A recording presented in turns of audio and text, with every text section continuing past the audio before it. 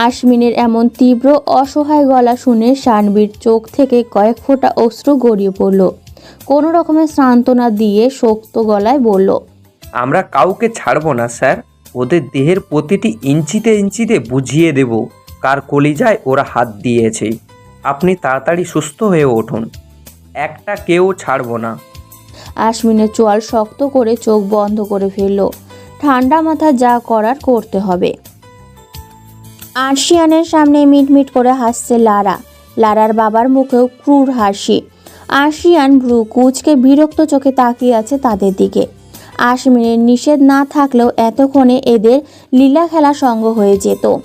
আশমিয়ান দুই দিকে মাথা ঝাঁকিয়ে নিজের রাগ নিয়ন্ত্রণ করার চেষ্টা করলো। মাথায় হালকা উঁচু করে অসহায় গলায় বলল, এভাবে হেসো না লারা সোনা, আমার চুলকানি হয়, হাত নিষ্পিস করে। তোমার ডাকুলার মতো মুখটা ভেঙে দিতে ইচ্ছে করে তো সোনা। আমি আবার মেয়েদের গায়ে হাত তুলি না বাবু, এই রড চলবে তো? লারার মুখটা প্যাংশুটে হয়ে গেল। আরশিয়ানকে বুঝতে না দিয়ে মুচকি হেসে বলল, আমাকে তুমি কিছুই করতে পারবে না। আমাদের গায়ে একটা টোকা লাগলেও তোমার সৎ মায়ের মাথা ঝাঁঝরা করে দেবে।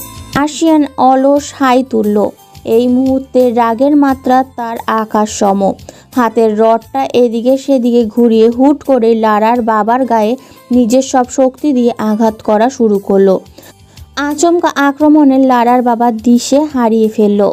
কয়েক সেকেন্ড পর আর্তনাদ করে উঠল সে। লারা হতভম্ব হয়ে তাকিয়ে রইল আরশিয়ানের দিকে। হুঁশ ফিরতেই সে চিৎকার করে আরশিয়ানকে থামতে বলল, হুমকি দিয়ে বলল, পাপাকে ছেড়ে দাও আরশিয়ান। কেন নিজের ধ্বংস ডেকে আনছো? কাদের সাথে লাগতে যাচ্ছ সেদিন আছে, ওরা তোমাকে শেষ করে দেবে। আমাদের সাথে হাত মেলাও, নিজের প্রতিশোধ নিতে পারবে, সমস্ত সম্পত্তি তোমার হয়ে যাবে। আরশিয়ান থেমে গেল। হাঁপাতে হাঁপাতে ঘাড় বাঁকা করে লারার দিকে তাকালো। লারা ভয়াত্মক চোখে তাকিয়ে আছে আরশিয়ানের দিকে। হাত পা থরথর করে কাঁপছে। আরশিয়ান লারার ঘামে ভিজে যাওয়া মুখের দিকে তাকিয়ে ক্রূর হাসলো। রডটা নিচে ফেলে আহ্লাদি গলায় বলল, ভয় পেও না সোনা, আমি ভালো ছেলে। তোমার কথা শুনে একটু হাত চালাতে ইচ্ছে হয়েছিল, আমি কিন্তু বেশি জোরে মারিনি। কিছুক্ষণ জোরে শ্বাস নিয়ে দাঁতের দাঁত চেপে বলল, তোমার আমাকে ভিখারি মনে হয় বাবু? আমাকে চেনো না? আমি কাউকে ভয় পাই না, আল্লাহ ছাড়া আর কে আছে আমাকে ধ্বংস করার? আর বাকি রইল মিসেস সিকদারের কথা, তাকে নিয়ে আমার কোনো মাথা ব্যথা নেই। মারলে মরলো কি বাঁচলো আই ডোন্ট কেয়ার, কিন্তু তোমাদের কি হবে জান? আমি তো তোমাদের ছোট ছোট পিস করব, তখন তোমাদের কে বাঁচাবে সোনা? এর চেয়ে ভালো তাদের ঠিকানাটা আমাকে দিয়ে দাও বাবু। লারা ভয়াত্মক চোখে তাকিয়ে রইল আরশিয়ানের দিকে। তার বাবার অবস্থা করুণ, মনে হয় না বেশিক্ষণ বেঁচে থাকবে। আরশিয়ান লারাকে চুপ থাকতে দেখে আফসোসের স্বরে বলল, ভাইয়ের হাতের আদর খেতে চাইছো বুঝি? আহ সোনা, আমিও কিন্তু কম আদর করতে জানি না, টেস্ট করতে চাও? আশমিন আইসিইউর সামনে দাঁড়িয়ে আছে। সুখকে সামলানো মুশকিল হয়ে পড়েছে তাদের জন্য। মায়া বেগম থাকলে অবশ্য সুখকে সামলাতে পারত। আশমিনের বুক ভার হয়ে এলো মায়া বেগমের কথা মনে হতেই। এই মানুষটাকেই সে অকারণে ভালোবাসে। মানুষটাও তাকে আগলে রেখেছিল নিজের ছেলের মতো। আজ সেই মানুষটাই নেই। সুখকে লুবানা সামলাচ্ছে। আজ সকালে সে কানাডা থেকে ফিরেছে। আরও কিছুদিন থাকার কথা ছিল, কিন্তু এই পরিস্থিতিতে সে কোনোভাবে দূরে থাকতে পারেনি। লুবানা তাদের জন্য বরাদ্দকৃত কেবিনে গিয়ে বসলো। আশমিন নূরের কেবিনের সামনে এখনও দাঁড়িয়ে। আমজাদ চৌধুরী এখন মোটামুটি সুস্থ, তাকে নর্মাল কেবিনে শিফট করা হয়েছে, কিন্তু নূরের অবস্থার কোনো উন্নতি হয়নি। আশমিন নূরের জ্ঞান ফেরার অপেক্ষায় আছে। লারার সাথে কথা বলা আর না বলা সমান সে জানে।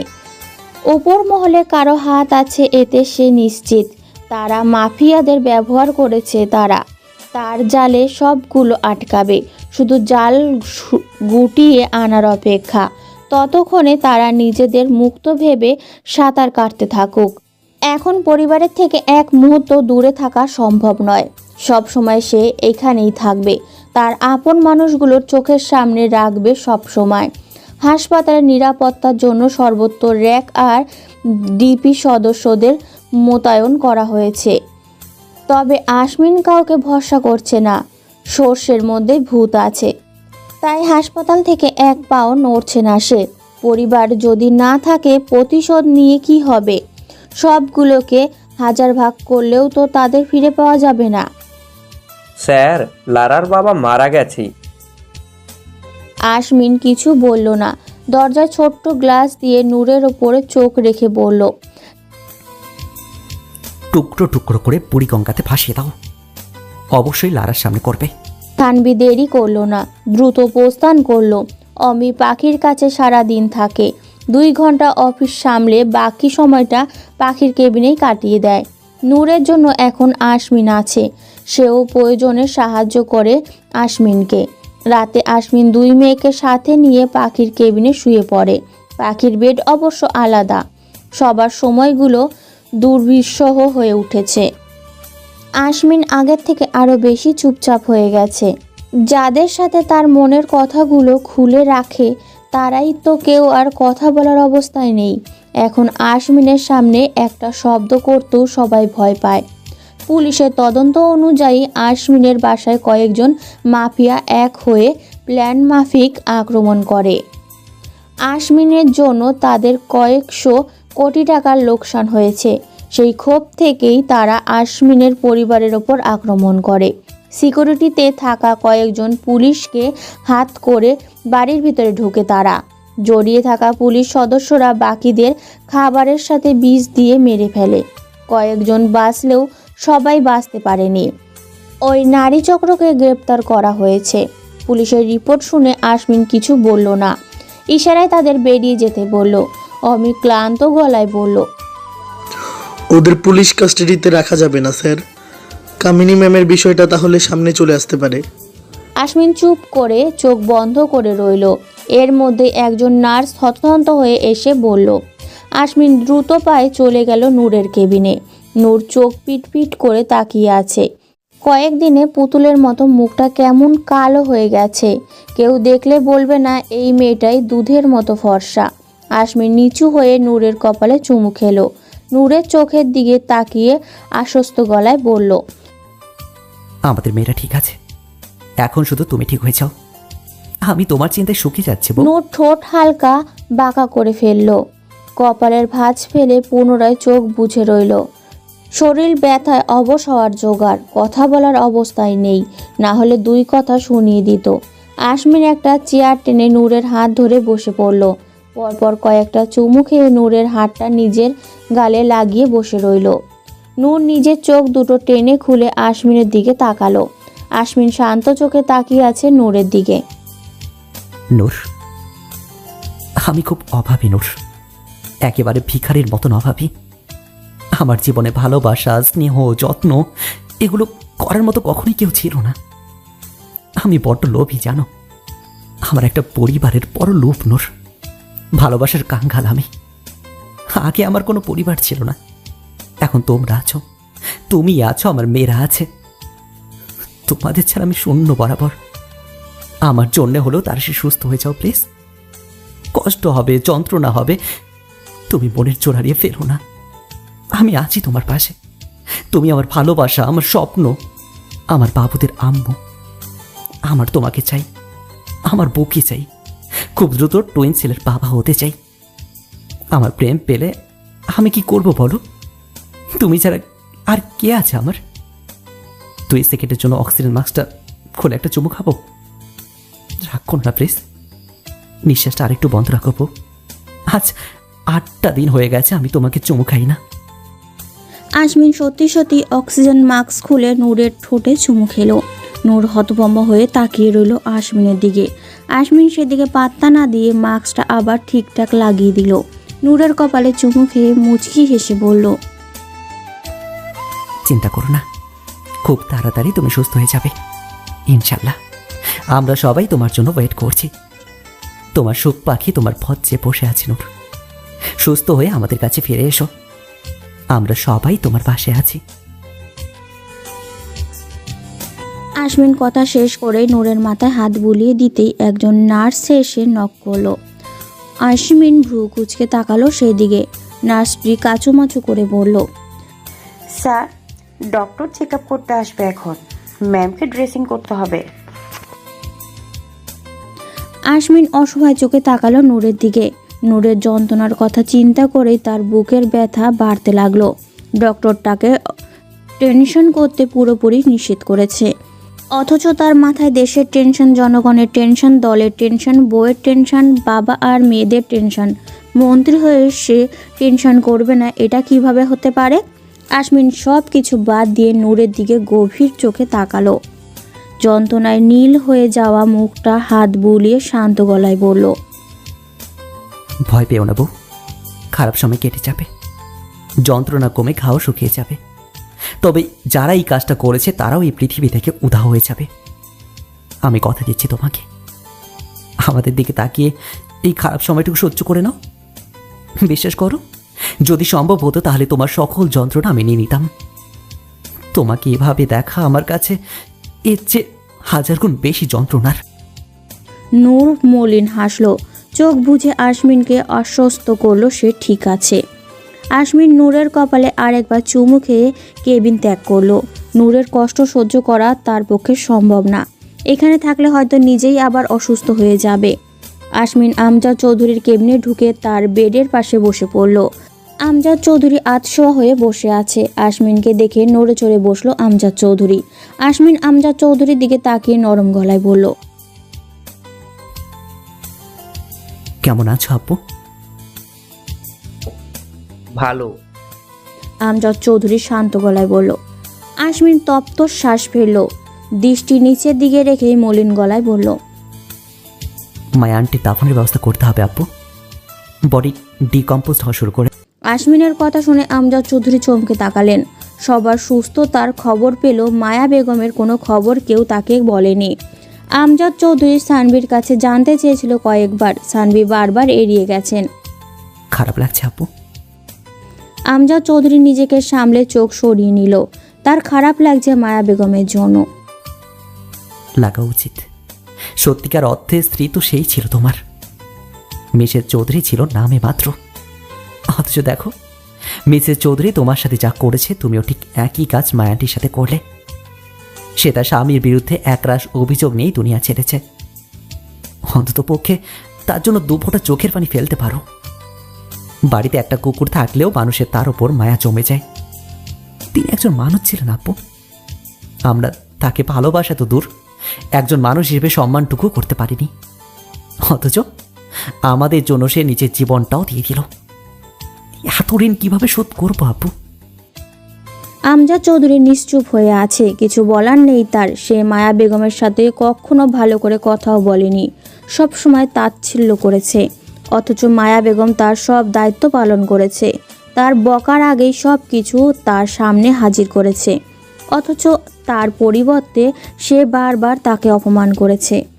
আশমিন আর কিচ্ছু বলল না, নিঃশব্দে বেরিয়ে গেল রুম থেকে। আশমিন বেরিয়ে যেতেই আমজাদ চৌধুরীর চোখ দিয়ে 2 ফোঁটা পানি গড়িয়ে এলো। আশমিন অমিকে নিয়ে বেরিয়ে গেল আশিয়ানের আস্তানার দিকে। আশিয়ান নাসিফা শিকদারের খোঁজ পেয়েছে কাল। আজ আশমিন যাবে সেখানে। কোনো রকম সিকিউরিটি ছাড়াই সবার চোখের আড়ালে বেরিয়েছে আশমিন। যেখানে যাবে সেখানে সরকারি সিকিউরিটি নেওয়া মানে শত্রুর কানে নিজের দায়িত্বে খবর পৌঁছে দেওয়া। আশমিন বেরিয়ে যেতেই অমি সামনের দিকে নিজের গাড়ি নিয়ে বেরিয়ে পড়ল। আশিয়ান সিগারেটের টান দিয়ে লারার দিকে তাকে ভ্রু উঁচু করলো। লারার অবস্থা পানিবিহীন মাছের মতো। 2 দিন গলা। শোনো জান, আমি তোমাকে নিয়ে খুব চিন্তায় আছি। ভাই আসছে বুঝলে, ভাই যখন তোমাকে আদর করবে আমার কিন্তু তখন সহ্য হবে না। আমি আবার খুব পজিটিভ, রেগে তোমাকে একটু মারধর করলে রাগ করবে না কিন্তু, ঠিক আছে সোনা? লারা নিভু নিভু চোখে তাকালো আশিয়ানের দিকে। আশিয়ান সিরিয়াস ভঙ্গিতে তাকিয়ে আছে, যেন প্রেমিকার প্রতারণার অপেক্ষায় আছে। কখন প্রেমিকা প্রতারণা করবে, তার কখন সে হাত চালাবে। তুমি আমার ভালোবাসা বুঝলা না জানোস। ঠিক আধ ঘন্টা পরেই আশমিন এসে হাজির হলো। দ্রুত পায়ে এসে সোজাসুজি লারার সামনে বসে পড়ল। লারার জ্ঞান নেই। আশমিন বিরক্ত হলো, হাঁক ডাকে শানভিকে ডাকলো। শান, বেবিকে তুলে দাও। কতদিন তার শরীরটা করার কথা শুনি না, ইচ্ছে করছে তো। শানভি ক্লান্ত পায়ে পাশের রুম থেকে বেরিয়ে এলো। লারার বাবার লাশ গুম করে এখানে থেকে গিয়েছে সে। আশিয়ানের বিশ্বাস নেই, কখন আবার লারাকেও মেরে দেয় ঠিক নেই। আশিয়ানকে তার সুস্থ মানুষ মনে হয় না, অনেকটা সাইকো ভাব আছে তার মধ্যে। শানভি ডুলু ডুলু পায়ে এক বালতি পানি এনে লারার দিকে ছুঁড়ে মারল। কয়েক সেকেন্ড পর লারা পিট পিট করে চোখ খুলল। লারা বেবি, এ কি অবস্থা তোমার? আহা, কি নির্দয় ওরা! তাই বলে এইভাবে মারবে? গালের এক পাশে তো এখনো দাগই পড়েনি ভালো করে। বলতে বলতে ঠাটি এক চর বসালো মহিলা গার্ডস। আশমিন তার দিকে তাকিয়ে মুচকি হাসলো, হাসি হাসি মুখ করে বলল, এই জন্যই তোমাকে এত ভালো লাগে জানো, না বলতেই সব বুঝে যাও। অমি নীরব দর্শকের ভূমিকা পালন করছে। আশিয়ান নিজের আধ খাওয়া কোল্ড ড্রিঙ্কসের ক্যানটা এগিয়ে দিল। অমি সেই দিকে একবার তাকিয়ে চোখ সরিয়ে নিল। চোখ লারার উপর স্থির রেখে হাত বাড়িয়ে ক্যানটা নিল। লারার ঠোঁট ফেটে রক্ত বের হচ্ছে। আশমিনের চোয়াল শক্ত করে তাকিয়ে আছে লারার দিকে। শুভ্র মুখ খানা লাল হতে শুরু করেছে। লারার অবস্থা প্রচণ্ড খারাপ। আশমিন 3 আঙ্গুলের সাহায্যে লারার গাল চেপে ধরে দাঁতে দাঁত চেপে বলল, তোর সাথে আর কে ছিল? সোজা সাপটা অ্যান্সার দিবি, কোনো হাঙ্কি পাঙ্কি না, না হলে তোকে জ্যান্ত টুকরো টুকরো করবো। Just mind it. লারা শুধু ঠোঁট নেড়ে কয়েকজন পুলিশ আর রাষ্ট্রপতি মন্ত্রীর গোলাম ইস্তিয়াকের নাম বলল। আশমিন লারার গাল ছেড়ে দিল। আশিয়ানের দিকে তাকিয়ে চিৎকার করে বলল, একে জ্যান্ত পুঁতে দে। কার কলিজায় হাত দিয়েছে তা ওকে প্রতি মুহূর্তে বুঝে দিবি। আশিয়ান মাথা নাড়িয়ে সায় জানালো। শানভি আর অমির নিশ্চুপ দাঁড়িয়ে আছে। আশমিন শানভিকে আশিয়ানের সাথে থাকতে বলে অমিকে নিয়ে বেরিয়ে গেল। গাড়িতে বসে রাগে ফুঁসছে আশমিন। সবগুলোকে নিজের হাতে কাফন পরাবে সে। অমির দিকে তাকিয়ে নিজের কল্পনা ঠিকঠাকভাবে বুঝিয়ে দিল আশমিন। অমি সহজ গলায় বলল, তারা সবাই খুব বড় মাপের মানুষ স্যার, ঝামেলা হতে পারে। আপনি এখনো শপথ গ্রহণ করেননি, একটু অপেক্ষা করা যেত না? না অমি, শত্রুকে বাঁচিয়ে রাখতে নেই, সুযোগ পেলেই ছবল মারতে আসবে। এবার নয় তাদের বিনাশী হোক। প্রশ্ন যখন পরিবারের, আসবিন জয়ন্ত চৌধুরী তখন ক্ষমতার ধার ধারে না। হসপিটালে এসে সবার আগে মর্গে গেল আশমিন। ফ্রিজের ডায়ার খুলে মায়া বেগমের বডিটা বের করে দেখালো মর্গের কর্মরত থাকা লোকটি। আশমিন এক দৃষ্টিতে তাকিয়ে রইল কিছুক্ষণ। সাদা ফ্যাকাশে মুখটা হাত বুলিয়ে চোখ বন্ধ করে ফেলল। বন্ধ চোখ জোড়া খুলে এদিক ওদিক তাকিয়ে নিজেকে শান্ত করে গম্ভীর গলায় বলল, আমি আজ মাকে এখান থেকে নিয়ে যাব। তারা বিদায়ের প্রস্তুতি নিয়ে ডক্টরের সঙ্গে কথা বলে ফর্মালিটি শেষ করছি। এসে 1 সেকেন্ডও দেরি করব না। নিজের কথা শেষ করে গটগট করে বেরিয়ে গেল আশমিন। লোকটা আশমিনের যাওয়ার দিকে হাঁ করে তাকিয়ে আছে। এই মহিলা আশমিনের মা? আশমিন কি তাকে মা ডাকলো? নিজের কানকেই বকাঝকা করে লাশ রিলজ করতে ব্যস্ত হয়ে গেল সে। আশমিন নিজের কেবিনে ঢুকে ফ্রেশ হয়ে নিল। বাড়িতে যাওয়া হচ্ছে না অনেক দিন। হসপিটালে যেন তার বাড়িঘর হয়ে উঠেছে। লুবানা সুখকে নিয়ে বসে আছে। পাখি এখন আগের থেকে অনেকটাই সুস্থ, তবে তাদের খাওয়ানোর নিয়ে বেশ বেগ পেতে হচ্ছে লুবানাকে। বাইরের কেনা বেবি ফুডসে কোনো দুধই খাচ্ছে না তারা। যতবারই খাওয়াতে যায় ততবারই সব উগলে দেয় তারা। কয়েকদিনে মেয়ে দুটো খুব শুকিয়ে গেছে। তানভি এই কদিন চৌধুরী ইন্ডাস্ট্রিজ আর এস ইন্ডাস্ট্রিজ হ্যান্ডেল করে ক্লান্ত হয়ে গেছে। অমি আর সানভিও আছে তার সাথে, তবে তানভি এভাবে খেটে অভ্যস্ত নয়, তাই তার অবস্থা নাজেহাল। 2 দিন হলো অমি আর সানভির কোনো পাত্তা নেই। দুই অফিস সামলে পাগল প্রায় হয়ে আজ আশমিনের কাছে ছুটে এসেছে সে। কেবিনে ঢুকেই ধপ করে সোফায় বসে পড়ল তানভি। আশমিন তখন মাত্র ফ্রেশ হয়ে বেরিয়েছে। লুবানা মুচকি হাসলো তানভিকে দেখে। তানভি লুবানার হাসি দেখে মলিন হাসলো, ক্লান্ত গলায় বলল,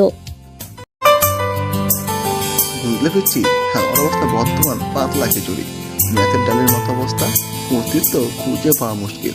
তবুও তোমার স্যার আমার দিকে বাঁকা চোখে তাকিয়ে আছে, উপকারের ভাত নাই। আশমিন তিক্ত চোখে তাকালো তানভীরের দিকে। দোলনা থেকে পাখিকে কোলে নিতে নিতে বিরক্ত গলায় বলল, চুপ করো চোখটা ছেলে।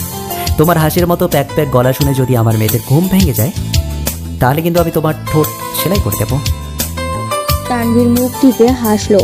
আশমিনের এমন হিংসুটে আচরণ দেখেই ওর ইচ্ছে করে নূরকে আবার বিয়ে দিয়ে দিতে, যেখানে আমজাদ চৌধুরী হবে উকিল বাপ আর আশমিন উকিল ভাই।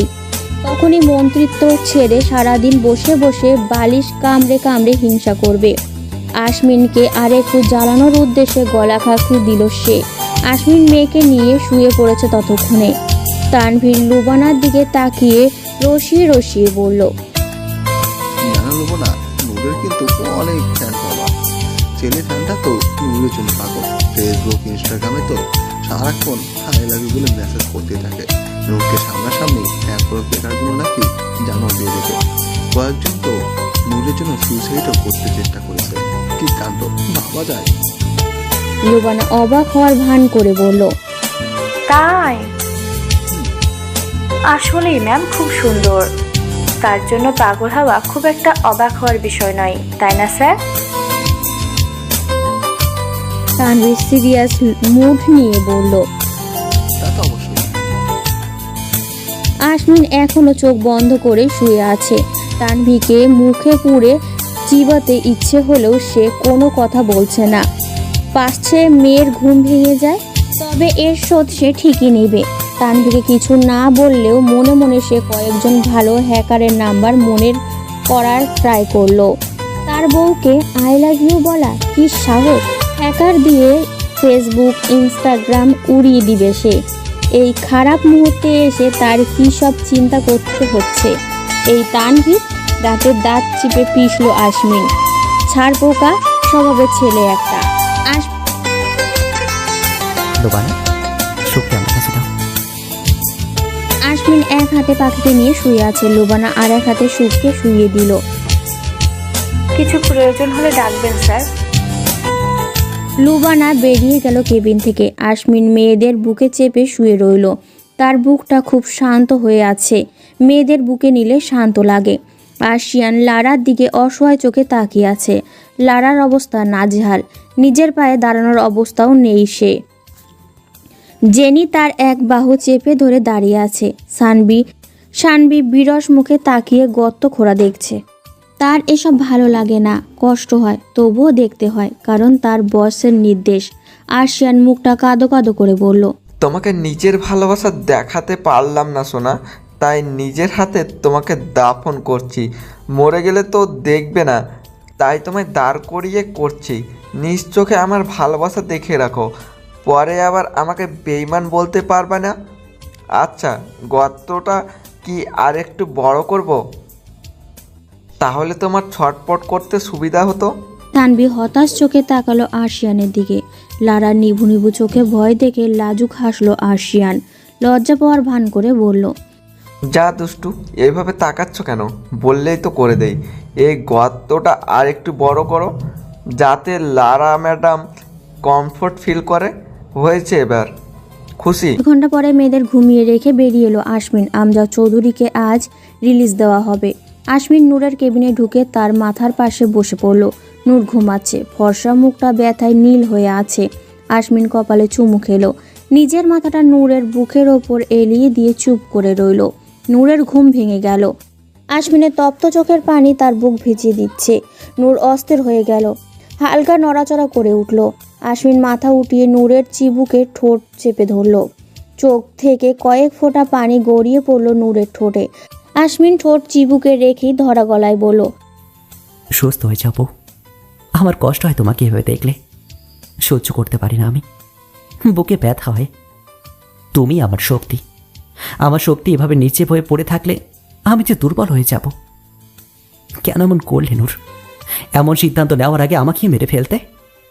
এইভাবে বাঁচিয়ে রেখে যন্ত্রণা দেওয়ার চেয়ে মরে যাওয়া অনেক শোকের হতো। তুলে তাকালো নূরের দিকে। নূরের অশ্রুসিক্ত চোখে চুমু খেয়ে চোখের পানি মুছে দিল। কেতো না বউ, ভালোবাসি তো। কাঁদলে আমার খুব কষ্ট হয় জানো। এই বউ, আমার না লম্বা একটা চুমু খেতে ইচ্ছে করছে। নূর কান্না রেখে হতাশ চোখে তাকালো। আসমিন অনুমতির অপেক্ষা নেই। নূরে ঠোঁটে ঠোঁট ডুবিয়ে গাঢ় চুমু খাওয়ায় ব্যস্ত হয়ে পড়ছে সে। ব্যথা জর্জরিত নূর স্বামীর আদরে সিক্ত হয়ে উঠল। আবেশে চোখ বন্ধ করে অনুভব করতে লাগলো স্বামীর পাগলামি। আসমিন নিজের কাজ শেষ করে সরে আসতে নিতেই নূর নিজেই মাথাটা হালকা উঁচু করে চুমু খেলো আসমিনের ঠোঁটে। আসমিন চোখ বড় বড় করে তাকিয়ে রইল। অবাক হওয়ার ভান করে বলল, বউ, তুমি আমাকে আদর করেছ? আমার তো বিশ্বাসই হচ্ছে না। ঝটপট আইটা দাও তো, একটু বিশ্বাস করে ট্রাই করি। তুমি কিন্তু দিন দিন রোম্যান্টিক হয়ে যাচ্ছ। আগে যদি এত রোম্যান্টিক হতে তাহলে আজ আমাদের ডাবল টুইন্স হতো। দুটো মেয়ে আমার একার ম্যারেজের ফল। তখন আলসেমি না করলে তোমার কি ক্ষতি হতো? নূর বিরক্তিতে চোখ বন্ধ করে ফেলল। একটা চুমু খাওয়ায় যে এই লোক ওকে কামচোর বলবে এটা তার কল্পনায়ও ছিল না। মনে মনে শপথ করলো আর কখনো আসমিনকে চুমু খাবে না। আসমিন মুচকি হেসে বেরিয়ে এলো। বউকে রাগানোর মধ্যে আলাদা মজা আছে। নিজেকে তখন রাজা রাজা মনে হয়। বউকে রাগানো চারটিখানি কথা নয়, কলিজা থাকতে হয়। আমজাদ চৌধুরীকে নিয়ে মায়া বেগমের কবরের পাশে দাঁড়িয়ে আছে আসমিন। কিছুক্ষণ আগেই দাফন করা হয়েছে তাকে। আমজাদ চৌধুরী নিজের হাতে কবরে শুইয়ে দিয়েছে মায়া বেগমকে। গুটি কয়েক মানুষ নিয়ে দাফন কাজ সম্পন্ন করেছে আসমিন। আরশিয়ান, সানভি, তানভি, অমি সহ আরও কয়েকজন পুলিশ এসেছে। বাহাদুর হসপিটালে নূর আর সুখ পাখির সাথে আছে। আমজাদ চৌধুরীকে কড়া সিকিউরিটিতে বাসায় পাঠানো হয়েছে। সারা বাড়িতে 200-র ওপরে গার্ডস রাখা হয়েছে। বাড়ির ভিতরে প্রশিক্ষণপ্রাপ্ত লেডিস গার্ড রাখা হয়েছে। আসমিন আমজাদ চৌধুরীকে নূর সুস্থ হওয়ার আগ পর্যন্ত হসপিটালে থাকতে বলেছিল। আমজাদ চৌধুরী জোর করে বাসায় চলে এসেছে। হাসপাতালে তার দম বন্ধ হয়ে আসছিল। বাড়িতে এসে আরও বেশি খারাপ লাগছে তার। মনে হচ্ছে জেলখানায় চলে এসেছে। মায়া বেগমের জন্য তার প্রচণ্ড খারাপ লাগছে। বাড়িতে ঢুকেই খারাপ লাগাটা বেশ বেড়েই চলেছে। অদ্ভুত এক শূন্যতা গ্রাস করে নিচ্ছে তাকে। নিজের রুমে না গিয়ে মায়া বেগমের রুমে গিয়ে বসে রইল আমজাদ চৌধুরী। বিয়ের পর কয়েকটা দিন এই রুমেই কাটিয়েছে সে বিছানায় থাকলেও মায়া বেগম ঘুমিয়েছে নিচে। তারপর তো রুম আলাদা করে ফেললো। একজনের প্রেমে অন্ধ হয়ে আর একজনের ভালোবাসাকে উপেক্ষা করে গিয়েছে। দিন শেষে মায়া বেগমের মতো সেও আজ শূন্য। গভীর রাতে আসমিন স্বরাষ্ট্র প্রতিমন্ত্রী গোলাম ইস্তিয়াকের বেডরুমে তার পাশের মাথার নিচে 2 হাত দিয়ে শুয়ে আছে। গত 2 দিন খুবই কৌশলে গোলাম ইস্তিকাকের সমস্ত সিকিউরিটি বদলে দিয়েছে আসমিন। আজ তার বাসভবনের সমস্ত সিকিউরিটি আসমিনের লোক। ইস্তিয়াকের নাক ডাকার সুপ সুপ শব্দে বিরক্তিতে মুখ কুঁচকে ফেলল আসমিন। কপাল কুঁচকে চকচকে সিলেটের দিকে তাকিয়ে বিরক্ত গলায় বলল, ওর মুখটা পেতে ফেলো শান। এতক্ষণে বুঝলাম ওর বউ কেন ছেড়ে গেছে। প্রচণ্ড বেয়াদব। একজন মান্যগণ্য মন্ত্রীকে বিরক্ত করছে। সানভি খুব ক্লান্ত লাগছে। আসমিনকে শুয়ে থাকতে দেখে নিজের বিছানার কথা মনে পড়ছে। মন চাইছে আসমিনের পাশে ধপ করে শুয়ে কিছুক্ষণ ঘুমিয়ে নিতে। নিজের ইচ্ছাটাকে গলা টিপে পাশের জন ইশারা দিল ইস্তিয়াকের মুখ বাঁধতে। এসব ঝামেলা শেষ হলে সে নেপালের একটা টিকিট কাটবে। বাকি জীবনটা হিমালয়ে কোনো গুহায় কাটিয়ে দিবে। শত্রুরা নিশ্চয়ই এত ঠান্ডা হিমালয়ে তাকে মারতে যাবে না। সাথে করে শাবানাকেও নিয়ে যাবে। রান্না করার জন্য মানুষ দরকার। স্বরাষ্ট্র প্রতিমন্ত্রী গোলাম ইস্তিয়াকের ভীতু চোখে তাকিয়ে আছে আসমিনের দিকে। একটা চেয়ারে হাত পা বেঁধে বসিয়ে রাখা হয়েছে তাকে। পরনে একটা সাদা ট্রাউজার আর স্যান্ডো গেঞ্জি। এসির মধ্যে দরদর করে ঘেমে চলেছে সে। রুমের মধ্যে 20 জন অস্ত্রধারী লোক দাঁড়িয়ে আছে। সাদা পাঞ্জাবিতে আসমিনকে অসম্ভব সুন্দর লাগছে। তাই হয়তো সে সব সময় শুভ্র পাঞ্জাবিতে নিজেকে আবৃত করে রাখে। গোলাম ইস্তিয়াকের সামনে আয়েশি ভঙ্গিতে বসে আছে আশমিন। পায়ের ওপর পা তুলে 2 হাত মাথার নিচে দিয়ে সেলিংয়ের দিকে মুখ করে বসে আছে। সানভি ষষ্ঠবারের মতোই হাই তুলে ক্লান্ত চোখে তাকালো গোলাম ইস্তিয়াকের দিকে। আশমিন বিরক্ত হয়ে চোখ খুলল। সানভির দিকে তাকিয়ে গম্ভীর গলায় বলল, এত ঘন ঘন হাই কেন তুলছ? জানো না অতিরিক্ত হাই তোলা আল্লাহ তাআলা পছন্দ করেন না? তাই হাই তোলার পর আস্তা গফিরুল্লাহ পড়বে। পড়ো আস্তা গফিরুল্লাহ। সানভি মলিন মুখে বলল। আস্তাগফিরুল্লাহ। আশমিন বিরক্ত চোখে তাকালো গোলাম ইস্তিয়াকের দিকে। হাতে থাকা গানের নল দিয়ে কপাল চুলকে শান্ত গলায় বলল, কেমন আছেন ইস্তাক সাহেব? শরীর স্বাস্থ্য ভালো তো? দিনকাল কেমন চলছে? রাতে বিরিয়ানি কেমন ছিল? আমি পাঠিয়েছি, পুরান ঢাকার বিখ্যাত কাচ্চি। শুনলাম আপনি 2 প্লেট খেয়েছেন, সত্যি নাকি? এই জন্যই তো এত বড় বুড়ি। কামড় ভেঙে পড়লে কি হবে ভেবে দেখেছেন? আপনার বাথরুমে যদি আপনার হাতে সেফ না থাকে তাহলে জনগণ কীভাবে সেফ থাকবে বলুন তো? সানভি হতাশ চোখে তাকালো আশমিনের দিকে। কোথাকার কথা কোথায় নিয়ে গেল। আশমিন সোজা হয়ে বসে সিরিয়াস ভঙ্গিতে বলল, এর চেয়ে বেশি ফর্মালিটি করার মোট বা ধৈর্য কোনোটাই আমার নেই পুরো। তাড়াতাড়ি ঢাকনা খোল আর তোর ভেতরের আবর্জনাটা বের কর। আমিও দেখি তোর ভেতরে কতটা নর্দমা আছে। একটাও যাতে তোর পেটের ভেতর অবশিষ্ট না থাকে, তাহলে তোর ঢোলের মতো পেট লাথি মেরে ফাটিয়ে বের করব। নে শুরু কর। গোলাম ইস্তিয়াক ভরকে গেল। মন্ত্রীর পরিষদ, এমপি কি দলের সবাই আশমিনকে শান্ত গম্ভীর হিসেবেই চেনে। রেগে গেলেও সে ঠান্ডা মাথায় কথা বলে। আজ আশমিনের এমন ভাষা শুনে শুধু গোলাম ইস্তিয়াকই নয়, সানভিও অবাক হয়েছে। গোলাম ইস্তিয়াককে এভাবে তাকিয়ে থাকতে দেখে আশমিন সত্যি সত্যি তার পেট বরাবর নিজের সমস্ত শক্তি দিয়ে এক লাথি মারল। কাঠের চেয়ার ভেঙে নিচে পড়ল ইস্তিয়াক। ব্যথায় কুকড়িয়ে উঠল সামান্য। মুখ দিয়ে গলগল করে রক্ত বের হচ্ছে। 2 জন গার্ড এসে আবারও বসিয়ে দিল তাকে। আশমিনের শান্ত চেহারায় রক্তিম আকার ধারণ করেছে। শিকারী চোখ জোড়া দিয়ে হিংস্র বাঘের মতো তাকিয়ে আছে সামনের মানুষটার দিকে। আশমিন তার দিকে ঝুঁকে গলা চেপে ধরে দাঁতের দাঁত চেপে বলল, আমার পরিবারের দিকে হাত বাড়ানোর আগে নিজে বাঁচার ব্যবস্থা করা উচিত ছিল না? এখন তোর কি হবে? ক্ষমতা আর টাকা নিয়ে কবরে যাবি? দেখা তোর ক্ষমতা, নিয়ে আয় তোর টাকা, দেখ বাঁচতে পারিস কিনা।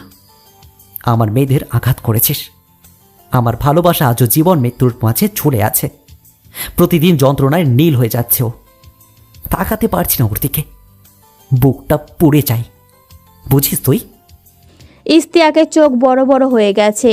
আর কিছুক্ষণ এভাবে থাকলে জান বের হয়ে যাবে নিশ্চয়ই। আশমিন ছেড়ে দিল। শান্ত ভঙ্গিমায় গিয়ে আবারও চেয়ারে বসে পড়ল। ইস্তিয়াক কাস্তে কাস্তে নিচে বসে পড়েছে। সানভি তার দিকে 1 গ্লাস পানি এগিয়ে দিল। পানি পেতেই ঢকঢক করে খেয়ে নিল সে। আশমিন এখনও নীরব চোখে তাকিয়ে আছে। ইস্তিয়াক সেই দিকে তাকিয়ে কাঁপা কাঁপা গলায় বলল, মিসেস চৌধুরীর সাথে আমার যে ডিলটা হয়েছিল, তার জোগাড় করা মেয়েগুলোকে পাচার করতে সাহায্য করলে আমাকে মোটা অঙ্কের একটা কমিশন দেওয়া হবে। গত 5 বছর যাবৎ আমি তাকে সাহায্য করেছিলাম, কিন্তু এরই মধ্যে আপনি সব কিছু জেনে ফেললেন। লাস্টবার যখন মেয়েগুলোকে উদ্ধার করলেন তখন আমাদের অনেক লস হয়েছিল। বিদেশি পার্টি থেকে কোটি কোটি টাকা নেওয়া হয়েছিল, তাই মেয়ে দিতে না পারায় তারা খুব চাপ দিচ্ছিল। মিসেস চৌধুরীকে না পেয়ে সে টাকা আমার কাছ থেকে নিয়েছে। দিতে অস্বীকার করছিলাম, এতে তারা আমার মেয়েকে মেরে ফেললো। তাই বাধ্য হয়ে দিতে হয়েছিল, না হলে আমার ছেলেটাকেও মেরে ফেলতো। টাকা আর মেয়ে হারিয়ে আমি পাগল হয়ে গেছিলাম। আপনাকে বরবাদ করতে চাইছিলাম, সে সুযোগ করে দিল আপনার শাশুড়ি। সে চাইতো আপনার সন্তান আর আপনাকে সরিয়ে দিতে। আপনার মায়ের জন্য তার সারা জীবন নষ্ট হয়ে গেছে। সে তার স্বামীকে হারিয়েছে, তাই প্রতিশোধ নিতে চাইছিল সে। বাড়ির সমস্ত ইনফরমেশন সে আমাকে দিত। সে জানতো না আমি নূরকেও আক্রমণ করব। আমি আপনার মেয়েকে আঘাত করিনি, আপনার মেয়েকে নাফিসা শিকদার আঘাত করেছে। মায়া বেগমকে লারা মেরেছে, আমি শুধু নূর। আর কিছু বলতে পারল না ইস্তিয়াক। আশমিন তার কপাল বরাবর শুট করে দিল। চোখ দিয়ে আগুন বের হচ্ছে ওর। আবারও ধোঁকা। আশমিন ইস্তিয়াকের দিকে তাকিয়ে চিবিয়ে চিবিয়ে বলল, নূর নয়, ম্যাম বলা উচিত ছিল। Use counter.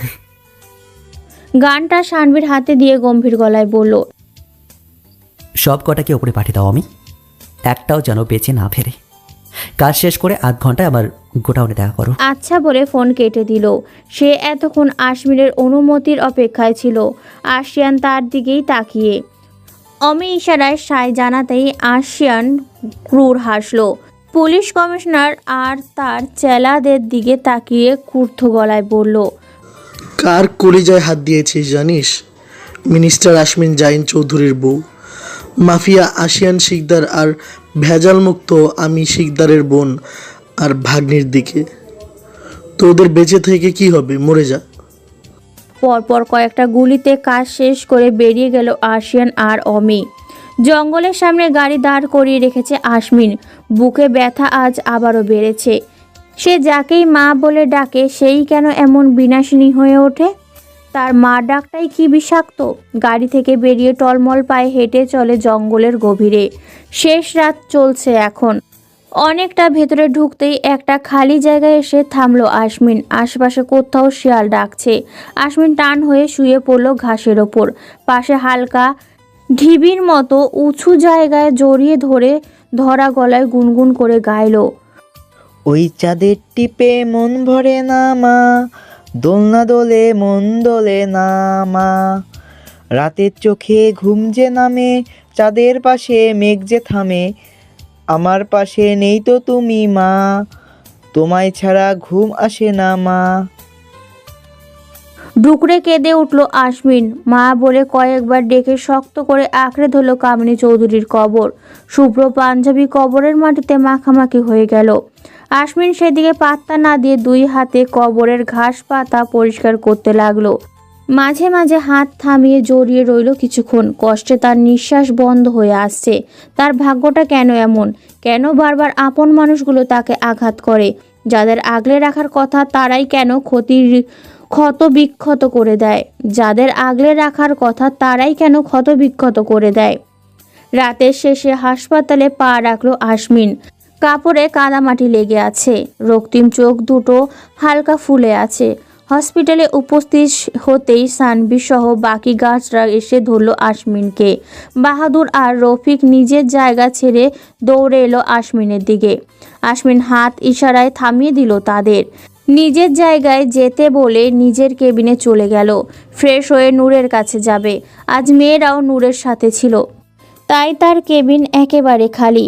আশমিন কোনো দিকে না তাকিয়ে ওয়াশরুমে ঢুকে গেল। মন মেজাজ খুব বিক্ষিপ্ত হয়ে আছে। নূরকে কিভাবে সামলাবে সে? চিন্তায় মাথা ফেটে যাচ্ছে আশমিনের। শানভি আশমিনের জন্য অপেক্ষা করছে। সারা রাত কোথায় ছিল তার সম্পর্কে কেউ কিচ্ছু জানে না। এভাবে চলতে থাকলে শত্রুরা যে কোনো সময় আক্রমণ করতে পারে। গার্ড ছাড়া বের হওয়াটা কোনোভাবেই আশমিনের জন্য নিরাপদ নয়। এটা বলার সাহস আপাতত শানভীর নেই। তবুও সে দাঁড়িয়ে আছে। মুখে বলতে না পারলেও হাবভাবে বোঝাতে হবে আশমিনের ভুল করেছে। আশমিন বের না হতেই কেবিনে প্রবেশ করলো লুবানা। হাই তুলতে তুলতে সামনে তাকাতে সানভিকে দেখে দাঁত বের করে বলল, আরে কঙ্কাল দাদু যে, কি খবর আপনার? সব ঠিকঠাক? সানভি বিরক্ত চোখে তাকালো লুবানার দিকে। মেয়েটা বাচাল, সকাল সকাল গা জ্বালানি কথা বলছে। সানভির নিজের রাগটাকে চেপে হাসি হাসি মুখ করে বলল, আরে সাবানা যে, তোমার সেলাই মেশিনের কাজ ঠিকঠাক হচ্ছে তো? এভাবে সারা রাত জেগে কাজ করো না। দেখলে তো অকালে চোখ দুটো হারালে। এখন আমার মতো একটা হ্যান্ডসাম ছেলেকে তুমি কঙ্কাল দেখছো? দুঃখ। সকাল 10টায় চোখের ডাক্তার বসবে 3 তলায়, দেখিয়ে আসবে। সানভির কথা শুনে লুবানার গা পিত্তি সব চলে গেল। একটু ঘুমানোর আশায় আসছিল, সেই সব ছেড়ে সানভির দিকে তেড়ে গিয়ে শাসানোর ভঙ্গিতে বলল, একদম বাজে বকবেন না দাদু। ঠিক সময় বিয়ে করলে 4 বাচ্চার বাপ হয়ে যেতেন। আবার বড় বড় কথা।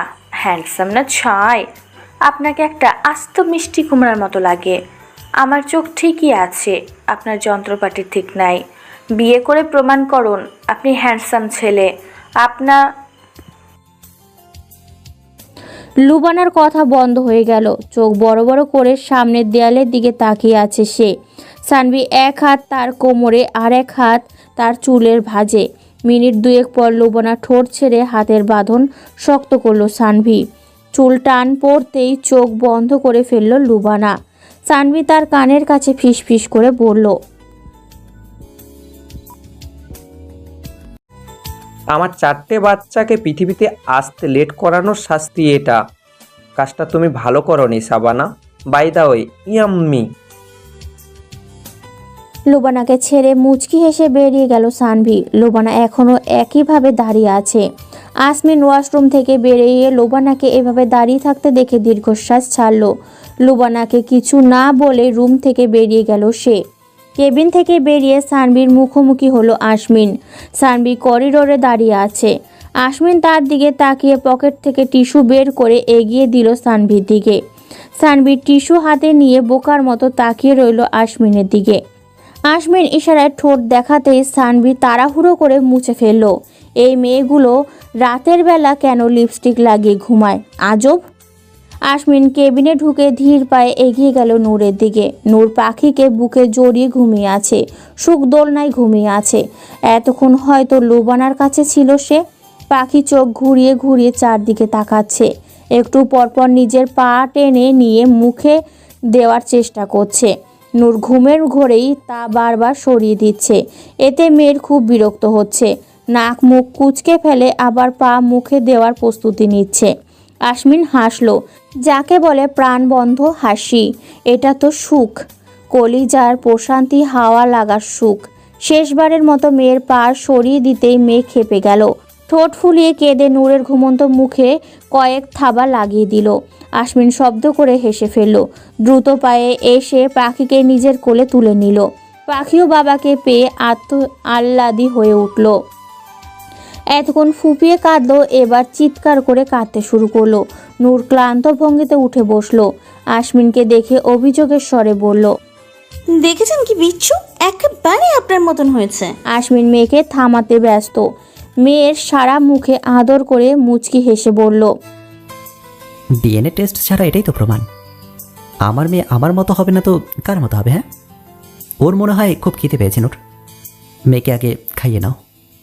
পাখিকে নূরের কোলে দিয়ে তাদের পাশে ধপ করে শুয়ে পড়ল আসমিন। আসমিনের ক্লান্ত মুখের দিকে তাকিয়ে দীর্ঘশ্বাস ছাড়ল নূর। সারা রাত কোথায় ছিলেন? কাঁদছিল বউ। সে কি বেঁচে আছে? তার কি বেঁচে থাকা উচিত? আসমিন চুপ থাকলো। নূর দীর্ঘশ্বাস ছেড়ে বলল, তাকে একা করে দিন মন্ত্রী সাহেব। সে প্রতিশোধের নেশায় নিজের বিবেককে হারিয়েছে।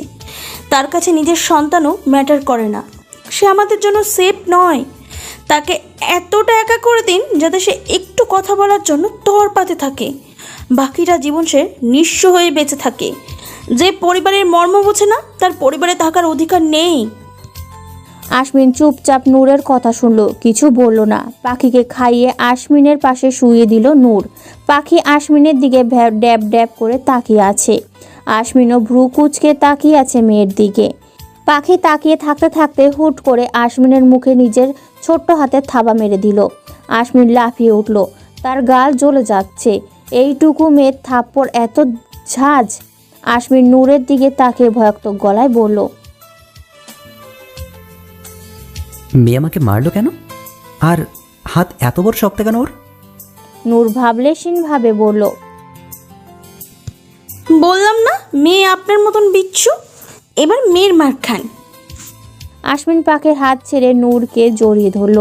নূরের কাঁধে থুতনি রেখে সিরিয়াস গলায় বলল, একটা কথা বলি, রাগ করবে না ওকে? কথাটা কিন্তু সিরিয়াস। নূর কিছু বলল না। আসমিন নূরকে আর একটু শক্ত করে চেপে ধরে ফিসফিস করে বলল, আজ আমরা বাসায় চলে যাব। ডক্টর রিলিজ দিয়েছে তোমাকে। শোনো বউ, আমার ইদানিং একটু খুব বেশি প্রেম পায়। অনেক দিনের জমানো প্রেম, বুঝলে? কিন্তু বউ তো অসুস্থ, তার উপর আমার দুটো মেয়ে। মাশাল্লাহ, বাপের জেনারেশন এরা আর বাড়াতে দেবে না। এখন বউ হিসেবে তো তোমার উচিত আমাকে সাপোর্ট করা, সময় বের করে আমার সাথে চিপায় প্রেম করা, মেয়ে দুটোকে ঘুম পাড়িয়ে আমাকে টেক্সট করা। আমি তো ব্যস্ত থাকি বলো, সব সময় ঘাপটি মেরে সুযোগের অপেক্ষায় বসে থাকতে পারি না। তুমি টেক্সট করলে বিষয়টা আমার জন্য একটু সহজ হয়, বুঝতে পেরেছো? নূর হতাশার শ্বাস ফেলল। কাঁচি দিয়ে আশমিনের বারবার প্রেমের আগাছা কেটে পরিষ্কার করার ইচ্ছে হলো তার। এই অসহ্য লোকটাকে কেন তার ভালোবাসতে হলো তার? একটু ভালোভাবে খুঁজলে হয়তো একটা ভালো মানুষ সে পেয়ে যেত, যার এত ঘন ঘন প্রেম পায় না। এখন এই বিরক্তিকর লোকটার সাথেই তো সারাটা জীবন কাটাতে হবে। নূর আবারও হতাশ হলো। এদিকে আশমিনের কয়েক দফা চুমু খাওয়া শেষ। নূর বিরক্ত গলায় বলল, আরে ব্রাশ তো করতে দিন। কোনো দরকার নেই, আমি করেছি। তুমি ছোট মানুষ, ব্রাশ করে কি করবে? আসো, বরের চুমু খাও। নূরকে আজ বাসায় নিয়ে আসা হয়েছে। শারীরিকভাবে সম্পূর্ণ সুস্থ হয়নি নূর। আশমিন একজন নার্সকেও নিয়ে এসেছে সাথে। লুবানা যদিও মানা করেছিল, আশমিন শোনেনি। এখন মায়া বেগমও নেই। লুবানা অফিস সামলে কোনোভাবেই নূরের খেয়াল রাখতে পারবে না। বাসার সার্ভেন্টদের উপর আশমিন ভরসা করতে পারছে না। নিজের রুমের ক্যামেরা কয়েকটা বাড়িয়ে দিয়েছে আশমিন। আশমিনের কর্মকাণ্ডে নূর প্রচুর বিরক্ত, কিন্তু মুখে কিছু বলছে না। আশমিন ওয়াশরুম থেকে ফ্রেশ হয়ে বের হতেই নূর তীক্ষ্ণ চোখে তাকালো। আশমিন সেদিকে পাত্তা না দিয়ে সুখ পাখির কাছে চলে গেল। দুজন বিছানায় বসে বসে খেলছে। আশমিনকে দেখেই তারা হাত তালি দিতে লাগলো। আশমিন দুজনকে একসাথে কোলে তুলে নিল। মেয়েদের মুখে চুমু দিয়ে তাদের সাথে কথা বলতে লাগলো। খুবই গুরুত্বপূর্ণ আলোচনা, যা একমাত্র সে আর তার মেয়েরাই বোঝে। গোল টেবিল বৈঠকের মাঝে এক সদস্য আর একজনের ওপর হামলা করে বসলো। পাখি হঠাৎ করে সুখের মুখের ওপর নিজের হাত চালিয়ে দিল। সুখ ঠোঁট ফুলিয়ে কাঁদতে কাঁদতে পাখির ঝাঁকড়া চুল টেনে ধরেছে। আশমিনের দুই হাতে দুজন থাকায় সে কাউকেই থামাতে পারছে না। অসহায় গলায় চেঁচিয়ে নূরকে ডাকলো। বউ, আমার দাঁত না ওঠা মেয়েরা চলে চলে কেন করছে? এই বয়সে এসব কে শেখালো ওদের? নূর বিরক্ত হয়ে উল্টো ঘুরে শুয়ে পড়ল। কি আজগুবি কথাবার্তা! মেয়েরা নিজেরাই সারাদিন একজন আরেকজনের পেছনে লেগে থাকে। এখন তার বাবার মনে হচ্ছে কেউ তাদের এইসব তালিম দিচ্ছে। মানুষের আর খেয়ে দেয়ে কাজ নেই। আশমিন কোনো রকম মেয়েদের থামিয়ে দুজনকে দুই দোলনায় বসিয়ে দিলেন। দুটো একটা বিচ্ছু হয়েছে। এখনই এই অবস্থা, আর এদিকে সে আরও কয়েকজন আনার প্ল্যান করছে। আশমিনের মুখটা গম্ভীর হয়ে গেল। তার ব্যক্তিগত মেয়েরা মারামারি করছে। জনগণ শুনলে কি বলবে? আশমিন নূরের পায়ের কাছে বসে গম্ভীর গলায় বলল, বউ, মেয়েদের আদর ভালোবাসা শেখানো উচিত। আমার মেয়েগুলো তোমার সব পেয়েছে। কই মিলেমিশে থাকবে তা না করে তারা চুরি করছে। আমার মতো রোম্যান্টিক বাবার ঘরে এমন মারামারি করা মেয়ে, আমার ভবিষ্যৎ জামাইদের কি হবে কে জানে। নূর মুখ কুঁচকে চোখ বন্ধ করে রইল। আশমিন আরেকবার সুখ পাখির দিকে তাকালো। তারা দুজন দুজনের দিকে তাকিয়ে হাত নাড়িয়ে নাড়িয়ে কিছু বলছে। এর মধ্যে ভাব হয়ে গেল। কি সাংঘাতিক! ভাগ্য ভালো নূর দেখেনি, না হলে চোখে আঙুল দিয়ে দেখিয়ে দিত মেয়েরা তার মতোই হয়েছে। ভয়ঙ্কর! আশমিনের গায়ের পাঞ্জাবি জড়িয়ে বেরিয়ে গেল রুম থেকে। 2 দিন আগেই অমি আর আরশিয়ানকে গোডাউনে আসতে বলে সে নিজেই যায়নি। অমি যদিও কিছু বলেনি, আরশিয়ান অনেক দফা পাকা কথা শুনিয়েছে। আশমিন সেসব পাত্তা দেয়নি। যে জন্য তাদের আসতে বলেছিল সে নিজেই সেই কাজ করে ফেলেছে। নাফিজা সিকদারকে মুহূর্তের মধ্যেই হাওয়া করে দিয়েছে। জানের না মারলেও বাঁচার মতো অবস্থাও রাখেনি। আশমিন সেই বিষয়ে কাউকে কিচ্ছু বলতে চায় না, তাই অমি আর আরশিয়ানের সামনেও মুখ খোলেনি। আশমিন সোজা আমজাদ চৌধুরীর রুমে চলে গেল। আমজাদ চৌধুরীর শরীরে ইদানিং ভালো থাকে না। হুট করেই যেন তার বয়স বেড়ে গিয়েছে। আশমিন আজ বাবার সাথে সময় কাটাবে বলে এসেছে। যদিও আমজাদ চৌধুরীর কাছে সে একটা আতঙ্ক, তবুও আমজাদ চৌধুরী চায় ছেলের সাথে একটু সময় কাটাতে। আমজাদ চৌধুরী শুয়েছিল। আশমিনও গিয়ে তার পাশে শুয়ে পড়ল। এক পা বাবার উপর তুলে দিয়ে গলার ভয়াত্মক ভাব এনে বলল, আমার মেয়েরা তো মারামারি করা শিখে গেছে আপু। কিছুক্ষণ আগে চুলোচুলি করছিল। তুমি দাদা হয়ে সারাক্ষণ রুমে শাহরুখ খানের মতো পড়ে থাকো, তাদের তো একটু সময় দিতে পারো। তাহলে তারা মারামারি না শিখে একটু খেলাধুলা শিখতে পারতো। কেমন দাদু তুমি? আর কিছু না পারলেও নিজের বুড়ো বয়সও কুমার থাকার দুর্দান্ত ইতিহাসটাও তো বলতে পারো। এতে তোমার নিজেকেও কচি ডাবের মতন মনে হবে। আমজাদ চৌধুরী হতাশার শ্বাস ফেলল। প্রথমে কিছুটা আগ্রহ নিয়ে শুনলেও পরে ঠিক বুঝেছে ছেলে তাকে খোঁচাতে এসেছে। নাতনিদের বাপকে বলে সারাদিন যুবতী মেয়েদের মতো টিটকিরি সহ্য করতে হচ্ছে। নাতনিদের বললে তো ভার্জিন দাদু বলে মহল্লায় মহল্লায় পোস্টার টাঙিয়ে দিবে। নিজের মুখ বন্ধ রাখো আর আমাকে বাকি জীবনটা শান্তিতে থাকতে দাও। আশমিন ফুঁসে উঠল। এক লাফে শোয়া থেকে উঠে আমজাদ চৌধুরীর মুখোমুখি বসল। তীক্ষ্ণ চোখে তাকিয়ে গমগমে গলায় বলল, একদম ভালো ছেলে সাজবা না। স্কুলে থাকতে মিনা নামের একটা মেয়ের সাথে তোমার চোখে চোখে ইশারা চলতো। সেই মেয়ের জন্য তুমি হাত কেটে তার নাম লিখতে চেয়েছিলে। সত্যি করে বলো, তার সাথে আর কি হাঙ্কি পাঙ্কি করেছে তুমি? রুম ডেটে যাওনি তো? বুকে হাত দিয়ে বলো তো আব্বু, তুমি তার হাত ধরোনি? আমজাদ চৌধুরী শোয়া থেকে উঠে বসল। আশমিনের দিকে অসহায় চোখে তাকিয়ে ক্লান্ত গলায় বলল, খাট থেকে নেমে হাতের বায়ে 4 কদম হাঁটলেই দরজা, চুপচাপ বেরিয়ে যাবে। আর 1 মিনিট এখানে থাকলে আমি তোমার মুখ সেলাই করে দেব। বেয়াদব ছেলে। আমাদের সময় আমরা তোমার মতো অসভ্য ছিলাম না। আমাদের ভালো লাগা ছিল শুদ্ধ, ভালোবাসাটাও ছিল একেবারে পাপমুক্ত, বুঝেছো? আর ওটা অল্প বয়সের আবেগ ছিল, ভালোবাসা নয়। এবার বেরিয়ে যাও। আশমিন মুখ কুঁচকে দৃষ্টি সরালো। মুখ অন্যদিকে ঘুরিয়ে গম্ভীর গলায় বলল, একদম বাজে কথা বলবে না। আমি মোটেও অসভ্য নই। আমি কি তোমার মতো হাত কেটে প্রেমিকার নাম লিখতে চেয়েছি? দেখো তো, আমার হাতে কোথাও লেখা আছে বউ। তুমি অল্প বয়সে বেশি পেকেছিলে, সেটা স্বীকার করো। আমজাদ চৌধুরী হার মানলেন। আশমিনকে রুমে রেখে নিজেই বেরিয়ে গেলেন। এই ছেলের সাথে সময় কাটানোর চেয়ে নাতনিদের চুলোচুলি দেখা ভালো। সে সিদ্ধান্ত নিয়েই ফেললো, আজ থেকে নিজেকে এতই ব্যস্ত রাখবে যাতে আশমিন তার নাগাল না পায়। আমজাদ চৌধুরী বেরিয়ে যেতেই আশমিন স্বস্তির নিঃশ্বাস ছাড়ল। যেভাবে রুমে গেড়ে বসেছিল, কয়েকদিন পর পিঠের নিচে শেকড় গজিয়ে যেত। নাতনিদের নিয়ে সারাদিন খেলা করবে যাতে সে নাতির আনার ব্যবস্থা করতে পারে। তা না করে সারাদিন রুমে বসে দেবদাস হচ্ছে। এ কেমন বাবা হলো তার? কেউ কেন তাকে একটু বউয়ের সাথে চিপকে থাকার সুযোগ করে দেয় না? বউকে একটা চুমু খেতে গেলেই মেয়েরা চোখ বড় বড় করে তাকিয়ে থাকে। তার ভাবতেও লজ্জা লাগছে, তার মতো একজন নির্লজ্জ মানুষ মেয়েদের তাকানো দেখে লজ্জায় চুমু খেতে পারে না। আশমিন আজ সকাল সকাল পার্টি অফিসে এসেছে। আজ দলের গোপন বৈঠক আছে। সকাল না বলে ভোর বললেই সবচেয়ে বেশি মানানসই হবে। 5টার মিটিং রাখা হয়েছে। আশমিন 4টায় চলে এসেছে। 5টা বাজতে এখনও 23 মিনিট বাকি। সানভি একটু পরপরই হাই তুলছে। আশমিনের মেজাজ চটকে আছে। আসার সময় সুখ পাখি খুব কান্না করেছে। আজ মেয়েরা তার সাথে ঘুমিয়েছে, তাই আশমিন উঠতেই তারা উঠে গিয়েছে। একটু বড় হতেই শেয়ানা হয়ে গেছে দুটো। আশমিনকে রেডি হতে দেখলেই কান্না শুরু করে। উদ্দেশ্য, তারাও বাবার সাথে বাইরে যাবে। আশমিনের তখন হাত পা ছড়িয়ে গড়াগড়ি খেতে ইচ্ছে করে। নূর একটুও সাহায্য করে না তাকে। সে পারলে মেয়েদের তার ঘাড়ে তুলে দেয়। নিজের বাসা থেকে আশমিনের চোরের মতো বেরোতে হয়। কি দিন আসলো!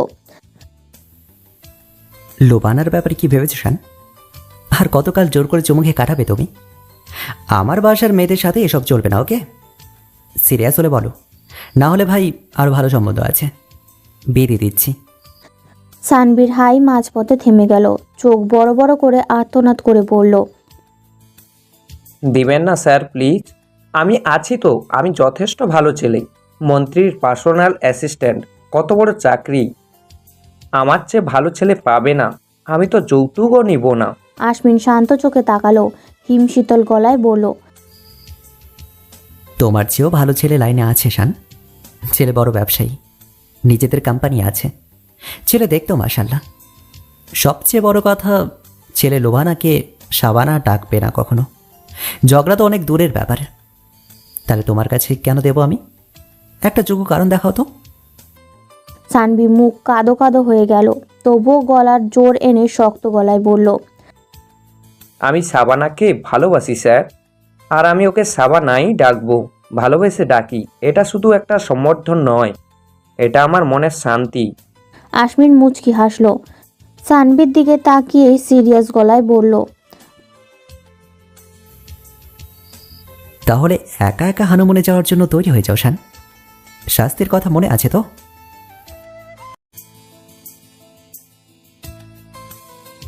আজ সানভি আর লুবানার বিয়ে।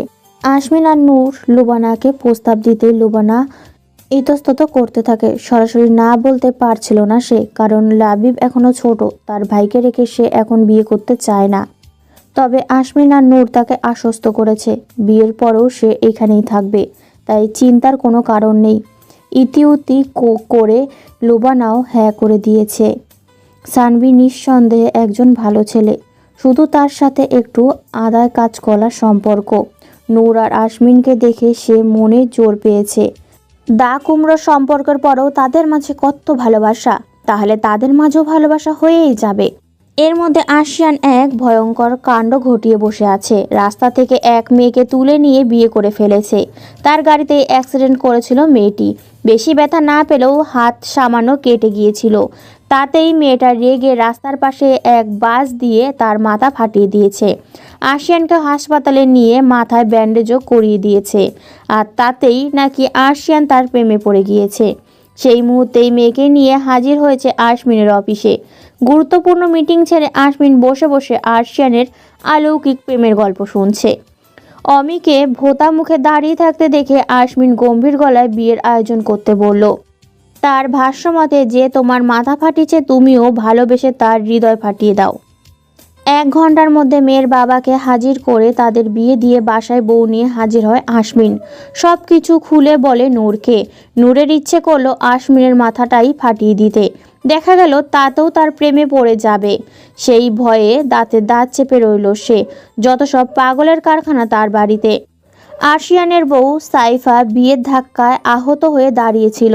নূর তাকে আশিয়ানের রুমে বসিয়ে মুচকি এসে বলল, আমার ভাই ছোটবেলা থেকেই একা বড় হয়েছে।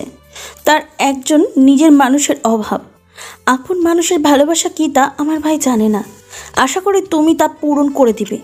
তুমি ভালোবেসে তার হাত ধরলে সে ভালোবেসে তোমাকে বুকে জড়িয়ে নেবে। একটু ভালোবেসেই দেখো, ঠকবে না। আশিয়ান বাসর ঘরে ঢুকেই সাইফাকে প্রথম প্রশ্ন করছিল যে কাউকে সে ভালোবাসে কিনা। সাইফা তখন আশিয়ানের ফাটা মাথা আবার ফাটিয়ে দিতে ইচ্ছে করছিল। এখন জিজ্ঞাসা করার কি ফায়দা? ভাগ্য ভালো সে কোনো সম্পর্কেই ছিল না, থাকলে তো এখন ভয়ঙ্কর ছ্যাঁকা খেয়ে বসে থাকতো। কিন্তু আশিয়ানকে বলল, আছে, তাকে আমি আর আমার আত্মা, ফুসফুস, লিভার সব দিয়ে দিয়েছি। আমার থেকে দূরে থাকুন। আশিয়ান ভাবলেশীন ভাবে বলল, হাত তো দাওনি, এবার আর আঙুল টিপে দাও। রেজিস্ট্রি পেপারে সাইন করতে গিয়ে আমার আঙুল ব্যথা হয়ে গেছে। সাইফা দাঁতে দাঁত চেপে বলল, কবুল বলতে গিয়ে গলা ব্যথা হয়নি? আসুন গলাটা একটু টিপে দিই। কয়েকদিন ইঁদুর বিড়াল সম্পর্ক থাকলেও এখন তাদের সম্পর্ক মাখো মাখো হয়ে গেছে। তাদের প্রেম দেখে আসমিন হতাশ চোখে নূরকে দেখে। মেয়েরাও ইদানিং তার সাথে দুশ্মনী শুরু করেছে। বউয়ের কাছে ঘেঁষতে দেয় না। নূরের মায়া বেগমের জন্য খারাপ লাগে। তার মেয়েকে বাঁচাতে গিয়েই নিজের জীবন দিতে হয়েছে তাকে। সব সময় দোয়া করে আল্লাহ যেন তার কবর জীবন সুখের করে দেন। গান ছেড়ে দিয়েছে নূর। মেয়ে বর আর অফিস সামলে তার অবস্থা নাজেহাল। মেয়েগুলো হাঁটা শিখেছে, দৌড়ে দৌড়ে এদিক সেদিক চলে যায়। আসমিন সিকিউরিটি 3 গুণ বাড়িয়েছে। মেয়েদের দেখাশোনা করার জন্য 2 জন গভর্নেন্স রেখেছে। নূর সুস্থ হওয়ার পর থেকে অফিস করা শুরু করেছে। মেয়েদেরকে সাথে করে নিয়ে যায় সে। তখন তারা সুখ পাখিকে সামলায়। ঘরোয়া আয়োজনে সানভি আর লুবানার বিয়ে সম্পন্ন হয়েছে। আসমিন বড় আয়োজন করতে চাইলেও সানভি আর লুবানা তাকে বাধা দিয়েছে। তারা এত জাঁকজমকভাবে বিয়ে করতে চায়নি। তাদের মতামতকে সমর্থন করেছে আসমিন। বিয়ের সমস্ত আয়োজন অমি আর আরশিয়ান নিজের হাতে করেছে। লুবানাকে তারা নিজের বোনের মতোই দেখে, তাই বোনের বিয়েতে কোনো কিছুর কমতি রাখেনি তারা। আসমিন সানভীর বড় ভাইয়ের দায়িত্ব পালন করেছে। ছেলেপক্ষ হিসেবে মেয়ে পক্ষের নূরকে তার ভীষণ পছন্দ হয়েছে। 2 মেয়ের মা হলেও তার আপত্তি নেই। বিয়ে পড়ানো শেষ হতেই সে নূরের গা ঘেঁষে বসে পড়ল। নূরের কানে ফিসফিস করে বলল, 2 তলার 3 নম্বর রুমটা খালি আছে। বিছানা থেকে খেলনাগুলো সরিয়ে দিলেই আমরা একটা ভালো সময় কাটাতে পারবো। হবে নাকি বেয়ান? নূর বাঁকা হেসে নিজেও আশমিনের মতো ফিসফিস করে বলল, জি অবশ্যই, বর আমার আশেপাশে নেই, যখন তখন চলে আসতেই পারে। যা করা তাড়াতাড়ি করতে হবে। আমার বেডরুমে যাবেন নাকি অন্য কোথাও? আমার বউকেও তো দেখছি না, না জানি কে পটিয়ে ফেলেছে। খারাপ লোকের অভাব নেই, ভোলা ভালা বউ আমার। আগে তাকে খুঁজে নেই, আমার সাথে আসুন, চিপায় চাপায় খুঁজতে হবে। আশমিন নূরকে নিয়ে উধাও হয়ে গেল। বউ এত সহজে পটে যাচ্ছে, বিষয়টি নিয়ে গোপন বৈঠক করা দরকার। আরে কি করছেন, ছাড়ুন আমাকে, নিচে কত কাজ আছে। আমি ছাড়া এখন আর কোনো কাজ নেই। এখন আমার বাসর বাসর ফিল হচ্ছে। একটা জম্পেশ বাসর সারতে হবে শর্টকাটে। যে কোনো সময় গেরিলা হামলা হতে পারে। মেয়েগুলো আশেপাশে আছে, তারা আসার আগে আমাকে কাজটা সারতে হবে। আমি কতটা প্রেশারে আছে বুঝতে পারছো? কথা বলে সময় নষ্ট করো না বউ, আসো তো একটা চুমু খাই। নূর ক্লান্ত চোখে তাকালো আশমিনের দিকে। আশমিন দরজা বন্ধ করে নূরকে বুকের সাথে মিশিয়ে নিল। 2 মেয়ের বাপ হয়ে গেছেন, এবার ভালো হয়ে যান। মেয়েদের বাবাদের এমন নির্লজ্জ হতে নেই মন্ত্রী সাহেব। নূরের কথা শুনে আশমিন মুচকি হাসলো। নূরের কপালে চুমু খেয়ে নেশালো গলায় বলল, কিন্তু বরদের নির্লজ্জ হওয়া দোষের কিছু না বউ। আমি নির্লজ্জ না হলে তোমার আর আম্মু ডাক শোনা হতো না। সেই খুশিতে আমাকে তোমার সকাল বিকেলে নিয়ম করে ট্যাবলেটের মতো চুমু দেওয়া উচিত। নূর ফিক করে হেসে দিল। আশমিনের বাহুতে হালকা থাপ্পড় দিয়ে বলল, আপনার মেয়েরা এক্ষুনি চলে আসবে, সবার খাওয়া দাওয়ার ব্যবস্থা করতে হবে তো, যেতে দিন। আশমিন কবে কার কথা শুনেছে, সে নিজের কাজে ব্যস্ত হয়ে গেল। নূর হাজারবার নিষেধ করেও কাজ হলো না। তার সমস্ত সাজগোজ নষ্ট করে দম নিল। ভালোবাসার গভীরতায় পৌঁছতেই নূর আশমিনের কানের কাছে ঠোঁট নিয়ে ফিসফিস করে বলল, পাগলামিতে লাগাম টানুন মন্ত্রী সাহেব, আবার বাবা হচ্ছেন আপনি। থেমে গেল আশমিন। তীর নয়নে তাকিয়ে রইল নূরের দিকে। নূরের কপালে চুমু খেয়ে মুচকি হেসে বলল, আমার পাগলামি সারা জীবনে কমবে না বউ। দ্বিতীয়বার বাবা হওয়ার খুশিতে বউকে ডাবল ভালোবাসবো। কাছে আসো। নূর ক্লান্ত চোখে তাকালো আশমিনের দিকে। এই লোকও জীবনেও ভালো হবে না। লুবানাকে সানভির রুমে দিয়ে এসেছে নূর। ক্লান্তিতে শরীর ভেঙে আসছে। মেয়ে দুটো আজ খুব বিরক্ত করেছে। আশমিন মেহমানদের বিদায় দিতে গিয়েছে। নূর সুখ পাখিকে সাইফা আর আরশিয়ানের কাছে দিয়ে বলল, ওদের কিছুক্ষণ রাখো ভাইয়া, আমার ক্লান্ত লাগছে। ওদের বাবা এলে তার কাছে দিয়ে দিও। আরশিয়ান চিন্তিত মুখে এসে নূরের কপালে হাত রাখলো। গা গরম হয়ে গেছে। নূরের কোল থেকে সুখকে নিয়ে নিশ্চিন্ত গলায় বলল, জ্বর আসবে মনে হয়, ডাক্তার ডাকবো? বেশি খারাপ লাগছে তোর?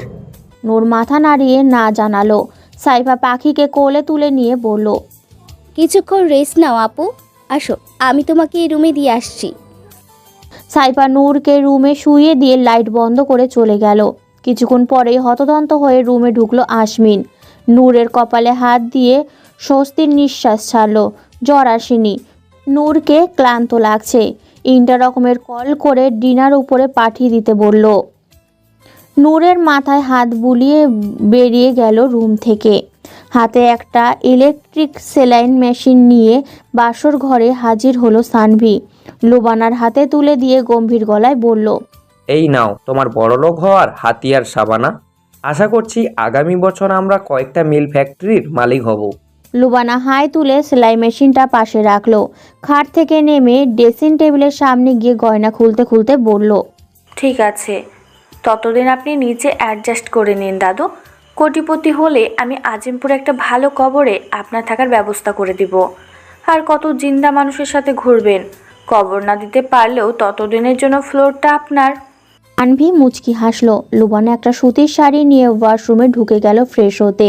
সানভি হাত পা ছড়িয়ে বিছানায় শুয়ে পড়ল। ক্লান্ত লাগছে খুব। পাঞ্জাবির পকেটে হাত রে কপাল কুঁচকে ফেলল সানভি। আসার সময় আশমিন তার পকেটে কিছু একটা দিয়ে দিয়েছিল। পকেট থেকে হাত বের করে চোখ বড় বড় করে ফেলল সে।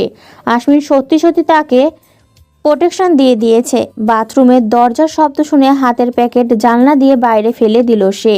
বাথরুম থেকে বেরিয়ে সানভিকে অস্বস্তি নিয়ে বসে থাকতে দেখে কপাল কুঁচকে ফেলল লুবানা। ভেজা চুল মুছতে মুছতে জিজ্ঞাসা করলো কি হয়েছে। সানভি মাথা নাড়িয়ে কিছু না বলে ওয়াশরুমে চলে গেল। মুচকি হাসল লুবানা। সব কিছুতেই কেমন একটা ভালো লাগা মিশে আছে। আশ্চর্যজনক হলো এই ক্যাটকেটে লোকটাকেও তার ভালো লাগছে। ভেজা টাওয়াল বারান্দায় মেলে দিয়ে সেইখানে দাঁড়িয়ে রইল সে। সানভির দেওয়া প্রথম স্পর্শ মনে পড়তে লজ্জায় লাল হয়ে গেল। ওয়াশরুম থেকে বেরিয়ে সানভি এদিক ওদিক চোখ ঘুরিয়ে লুবানাকে খুঁজল। রুমে না পেয়ে বারান্দায় গিয়ে দেখলো লুবানা সেখানেই দাঁড়িয়ে।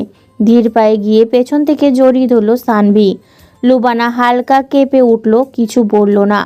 সানভির থেকে লুবানার হাইটে অনেকটাই শর্ট, তাই লুবানার মাথা সানভির ঠিক বুকে গিয়ে ঠেকল। সানভি নিজের হাতে বাঁধন শক্ত করে লুবানার মাথায় চুমু খেলো। সামনের দিকে ঘুরিয়ে কপালে চুমু খেয়ে শান্ত গলায় বলল, আজ থেকে তুমি আমার পরিবারের জান।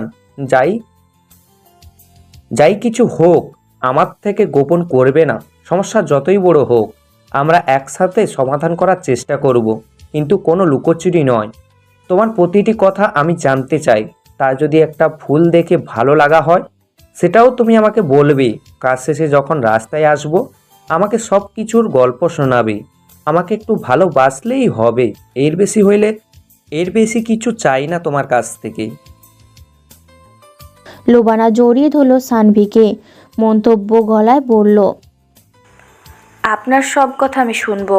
আপনি শুধু আমার একান্ত ব্যক্তিগত মানুষ হয়ে সারা জীবন থেকে যান।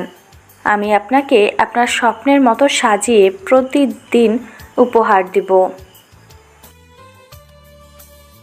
আচমকা লুবানাকে কোলে তুলে নিল সানভি। রুমের দিকে যেতে যেতে সিরিয়াস ভঙ্গিতে বলল, তাহলে বিলানটা মেরেই ফেলি সাবানা, একদম লজ্জা পাবে না। আমরাই তো। না হতভম্ব হয়ে গেল। অসহায় চোখে সানভির দিকে তাকিয়ে দীর্ঘশ্বাস ছাড়ল। নূরের প্রেগনেন্সি 5 মাস পেরিয়ে গেছে। ইদানিং শরীর খুব ক্লান্ত থাকে নূরের। মেয়েগুলো এক একটা বিচ্ছু হয়েছে। সারাদিন মারামারি করে আর নিজেরাই ভাব করে নেয়। সাইফা আর লুবানা সারাদিন দুটোকে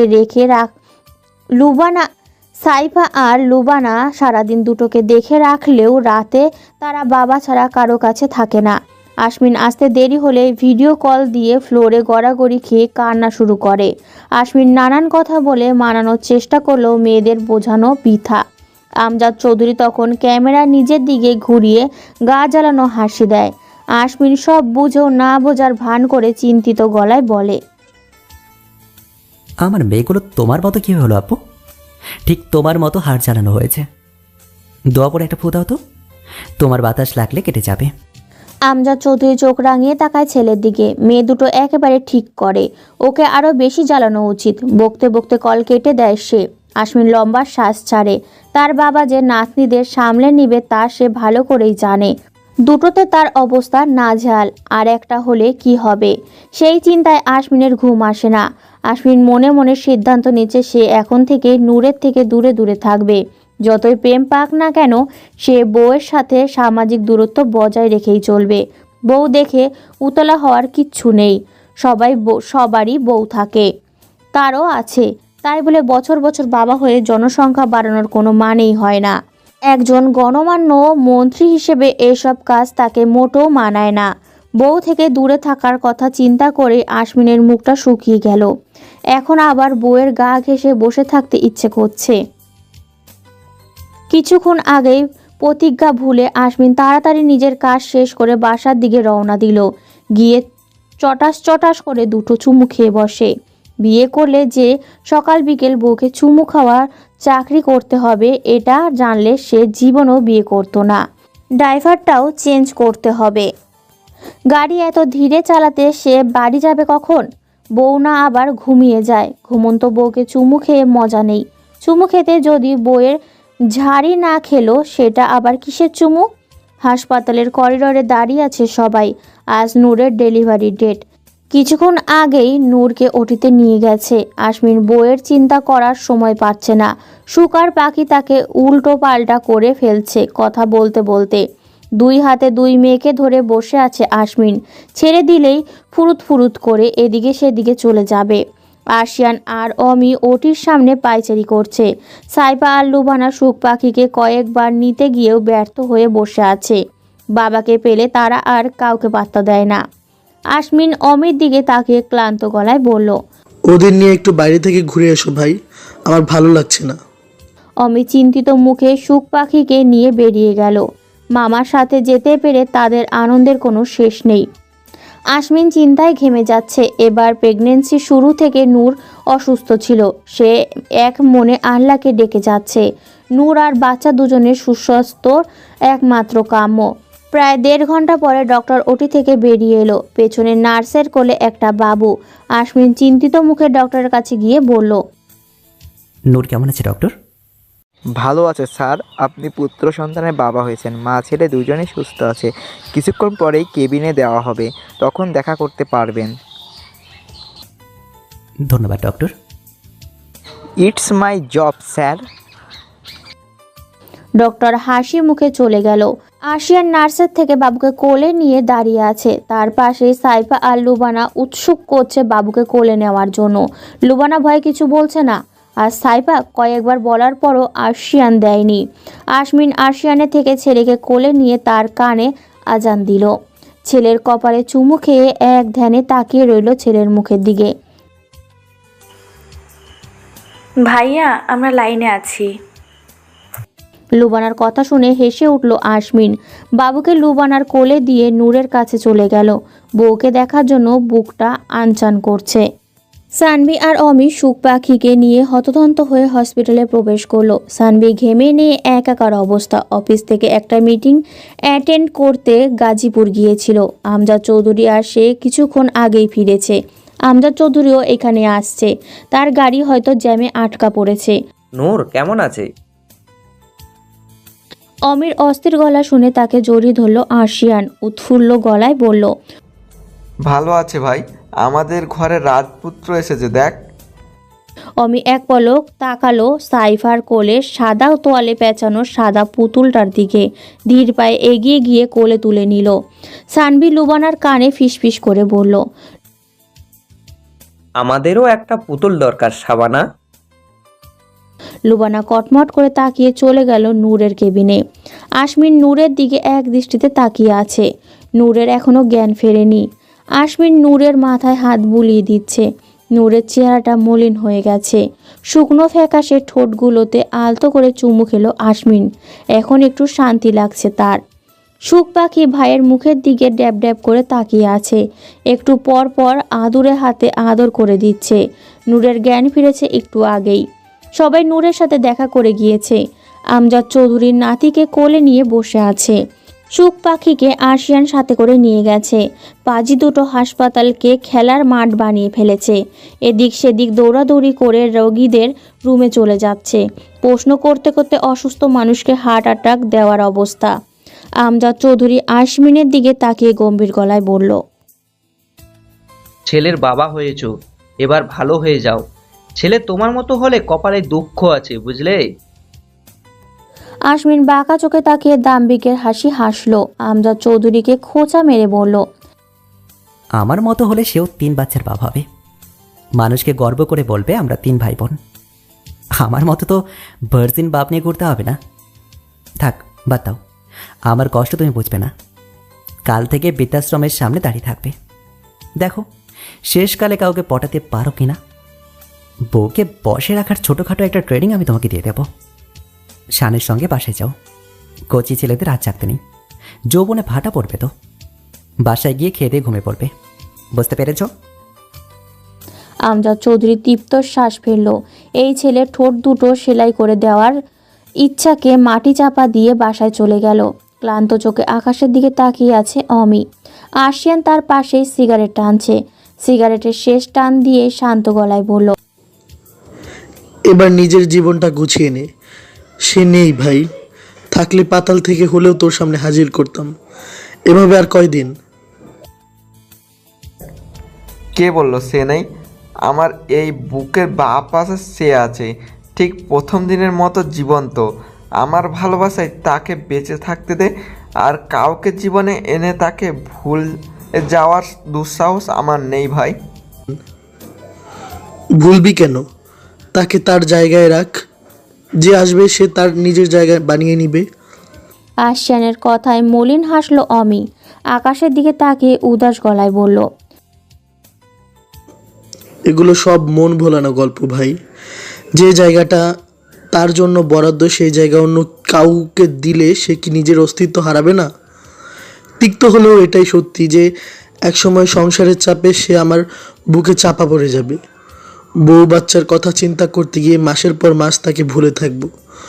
মনে পড়বে কোনো অপ্রাপ্তি সামনে আসলে তার জন্য হৃদয় পুড়বে। তার জায়গায় যাকে বসাবো সে তার জায়গা দখল করে নিবে ভাই। আমি হয়তো মায়ায় পড়ে তা মেনেও নিব। এই মেনে নেওয়াতেই আমার আপত্তি। আমি স্বপ্নেও তার জায়গায় কাউকে চাই না। তাকে ভালোবাসার জন্য তার উপস্থিতি প্রয়োজন নেই। আমার হৃদয়ে তার সন্তুষ্টিই যথেষ্ট। আমার হৃদয়ে তার অস্তিত্বই যথেষ্ট। মেনে নিল। অমির পিঠে হালকা চাপড় মেরে নিচে নেমে গেল। অমি ভেজা চোখ জোড়া বন্ধ করলো তার প্রিয়সীকে কল্পনা করার আশায়, যাকে সে হারিয়েছে ঢাকার ব্যস্ততম রাস্তায়। বাসের চাকায় পিষ্ট হওয়া প্রিয়সীর মুখটা চোখে ভেসে উঠতে ধরফর করে চোখ খুলে ফেলল অমি। কি হতো যদি দুজনের জীবনটা একসাথে হাসি খুশি কাটাতে পারত। নূর আশমিনের হাতের উপর মাথা রেখে শুয়ে আছে। এই পর্যন্ত আশমিন কয়েকশো চুমু খেয়েছে তাকে, বারবার বিস্তারিত বুঝিয়েছে বউ ছাড়া সে এতিম মুরগির বাচ্চার মতো কিভাবে ঝিম মেরে বসেছিল। তাই তাকে এখন টপাটপ চুমু খেতে দেওয়া হোক। বউ হিসেবে এটা তার দায়িত্ব এবং কর্তব্য। মন্ত্রীর বউ হয়ে সে দায়িত্বর অবহেলা করতে পারে না। তাই নূর চুপ করে তার কথা শুনছে আর চিন্তা করছে এই চুমুখোর লোকটাকে নিয়ে সে কিভাবে বাকি জীবনটা কাটাবে।